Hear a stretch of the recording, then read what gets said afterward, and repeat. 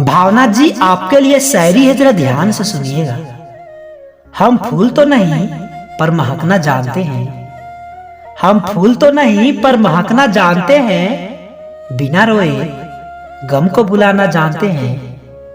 लोग खुश होते हैं हमसे कि लोग खुश होते हैं हमसे, क्योंकि हम बिना मिले ही रिश्ते निभाना जानते हैं। किसने मुझसे पूछा वादे और यादें में क्या अंतर है? किसी ने मुझसे पूछा वादे और यादें में क्या अंतर है? मैंने कहा वादे इंसान तोड़ता है और यादें इंसान को तोड़ती। I love you Bhavana ji.